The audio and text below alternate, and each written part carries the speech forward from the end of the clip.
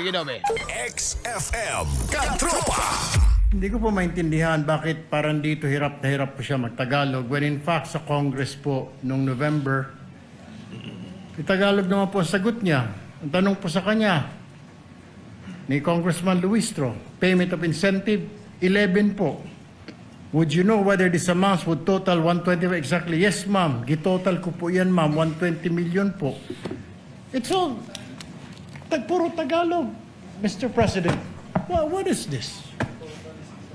I mean, mabuti po sana pati yung discretionary and she's a government official, she doesn't know what discretionary means. I mean, what it means? Suko kay ka.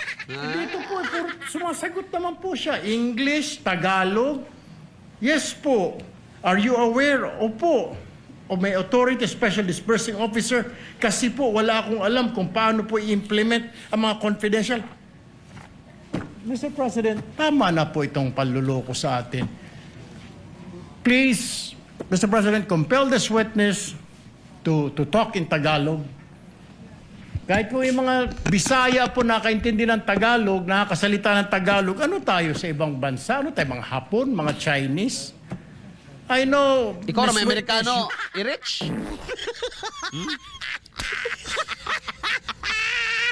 Okay, go. You can understand. Dalion ka na, Sir Erwin, kay pangit You ka can na. understand Tagalog, you can speak Tagalog, dahil nandito po ito. Ilang pahina po ito. Sama na. Tagalog po yung sagot Baga-baga, po ninyo. idugtog pa naman sa English ulo po, na. sumasagot kayo. Tinatanong kayo ng English, sumasagot po kayo. Bakit ngayon parang hirap na hirap?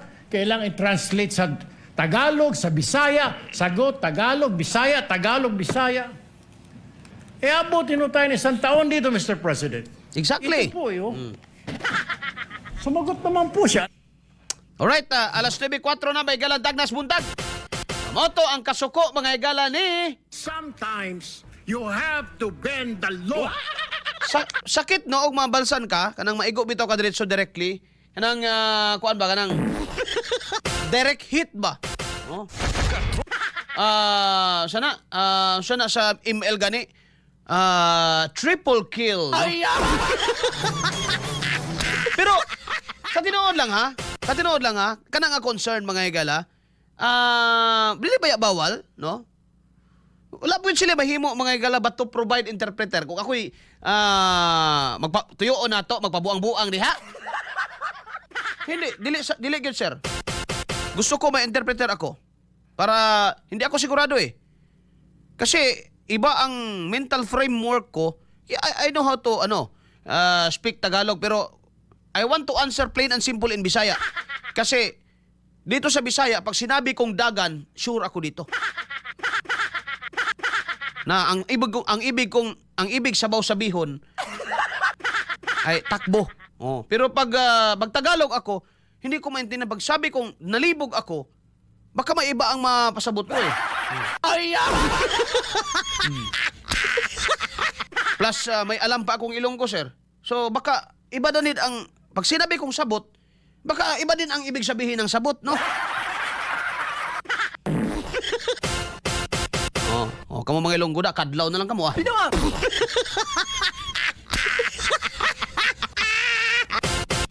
So, plain Bisaya, I will answer in plain Bisaya para hindi ako kay I can speak Tagalog but yung nasa yung mental framework ko ay Bisaya ang grammar ko. Sige. Bigyan mo ako ng interpreter. Actually, wala sila mahimo diya mga higala. Bisa pag mutambling pa si Tolbog moingon, ano ito? Noon yan.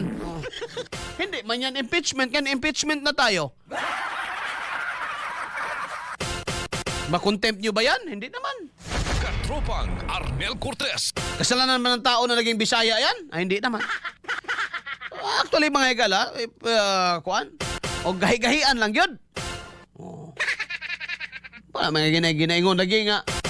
Makatilaw yun kasi mong kaugalingong kalaki. Mubalik, ginantanan. Sumbalik, kumbaga. Bullseye. Samot na gani. Samot na sir. O Surigao no. Nasamot. Ako mga higalay ko. Ay, di good sir, no? Sorry ka, Jud. Nawala akong believe ni ingon si Kulukoy. Nawala daw ang believe ni Acosta fluent na siya mo Tagalog language. Ayun yung buti kay tirada na nila. Ila na. Ilahan ang diskarte.